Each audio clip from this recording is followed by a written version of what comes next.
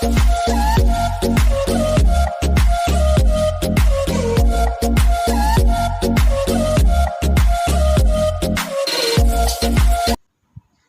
Friends, welcome to ராசி tips.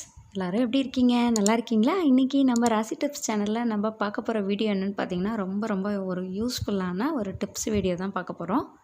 Friends, கருப்பு கொண்டக்கடலையை ரொம்ப நாள் வரைக்கும் எப்படி வச்சு ஸ்டோர் பண்ணுறதுங்கிற வீடியோ ஆல்ரெடி நம்ம ராசி டிப்ஸ் சேனலில் நான் அப்லோட் பண்ணியிருக்கேன். உங்களுக்கு தேவைப்படுச்சுன்னா நம்ம சேனலோட ப்ளேலிஸ்ட்டை பார்த்து செக் பண்ணிக்கோங்க.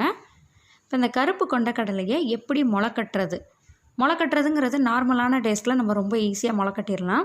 அதுவும் இந்த குளிர்காலம் பனிக்காலத்துலலாம் முளை கட்டுறது ரொம்ப கஷ்டமாக இருக்கும். இப்போ ரொம்ப ஈஸியாக எப்படி முளை கட்டுறதுங்கிறத பார்க்கலாம்.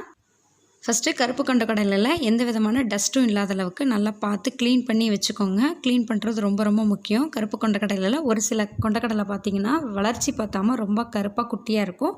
அந்த மாதிரி இல்லாத அளவுக்கு பார்த்துட்டு நல்லா நீட்டாக க்ளீன் பண்ணிட்டு வச்சுக்கோங்க. ஏன்னா அந்த குட்டி குட்டியாக உள்ளதெல்லாம் என்ன தான் நம்ம முளை கட்டினாலும் முளை கட்டி வராது. இப்போ நம்ம க்ளீன் பண்ணி வச்சுருக்கிற கொண்டக்கடலையை நல்லா ஊற வச்சுருங்க. கொண்டக்கடலை வந்து குறைஞ்சது 7லேருந்து 8 மணி நேரம் ஊறினா மட்டும்தான் அது நல்லாயிருக்கும். உங்களுக்கு 7-8 மணி நேரம் ஊற வைக்கிறதுக்கு டைம் இல்லைனா இன்ஸ்டண்ட்டாக எப்படி கொண்டக்கடலையை ஊற வைக்கிறது அப்படின்னு நான் வீடியோ வந்து ஆல்ரெடி நம்ம ராசி டிப்ஸ் சேனலில் போஸ்ட் பண்ணியிருக்கேன். நீங்கள் இன்னும் அதை பார்க்காட்டி நம்ம சேனலோட ப்ளேலிஸ்ட்டில் இருக்குது, செக் பண்ணி பாருங்கள். இப்போ கொண்டக்கடலை நல்லா ஊற வச்சுருக்கிறேன். நல்லா ஊறி இருக்குது, நல்லா ஓவர் நைட்டு ஊறி இருக்குது. கொண்டக்கடலையில் இருக்கிற தண்ணியெல்லாம் ஒரு நல்ல வடிதட்டு வச்சு நல்லா தண்ணியை வடிச்சிட்டு இப்போ எடுத்துக்கலாம்.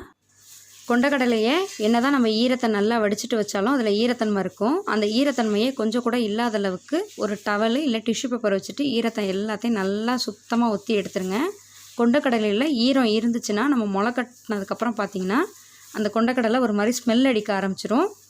ஒரு மாதிரி கொசன்னு ஒரு பிசுப்பு தன்மையோடு இருக்கும். அதனால் நீங்கள் நல்ல ஈரமே இல்லாத அளவுக்கு நல்லா தொடச்சிட்டு எடுத்துருங்க. கருப்பு கொண்டக்கடலையை முளை கட்டுறதுக்காக நான் ஹாட் பேக் தான் எடுத்திருக்கேன். ஹாட் பேக்லேயும் கொஞ்சம் கூட ஈரம் இல்லாத அளவுக்கு பார்த்துக்கோங்க. அதே மாதிரி கொண்டக்கடலையும் ஈரமே இல்லாத அளவுக்கு பார்த்துக்கோங்க. இப்போ எந்த அளவுக்கு நம்ம ஊற வச்சுருக்கோமோ அந்த கொண்டக்கடலையை சேர்த்துட்டு ஹாட் பேக் மூடியை நல்லா டைட்டாக க்ளோஸ் பண்ணிடுங்க. ஒரு நாள் இருந்தாவே போதும், ரொம்ப சூப்பராக கொண்டக்கடலை முளைக்கட்டி வந்துடும். இப்போ நான் நேற்று காலையில் கொண்டக்கடலையை முளை கட்டுறதுக்காக இப்படி நல்லா டைட்டாக க்ளோஸ் பண்ணி வச்சேன். இப்போ இன்றைக்கி காலைல ஓப்பன் பண்ணி காமிக்கிறேன் பாருங்கள் எந்த அளவுக்கு நல்லா முளை கட்டி வந்திருக்குன்னு. நீங்கள் நார்மலாக கொண்டக்கடலையை குழம்பு வச்சாவோ கிரேவி வச்சு சாப்பிட்றத விட இந்த மாதிரி முளைக்கட்டி வச்சு அதை குழந்தைங்களுக்கு ஸ்நாக்ஸாக நம்ம செஞ்சு கொடுக்கலாம். இல்லை குழம்பு கிரேவி வச்சாலும் உங்களுக்கு அதோட சத்து ஃபுல் சத்து அதை விட எக்ஸ்ட்ராவே நமக்கு நல்ல சத்து கிடைக்கும். ஃப்ரெண்ட்ஸ், இதே மாதிரி நீங்களும் உங்கள் வீட்டில் ரொம்ப ஈஸியாக முளைக்கட்ட வச்சிடலாம். ட்ரை பண்ணி பார்த்துட்டு எப்படி இருக்குங்கிறத மறக்காமல் என்னோட கமெண்ட் பாக்ஸில் ஷேர் பண்ணிக்கோங்க.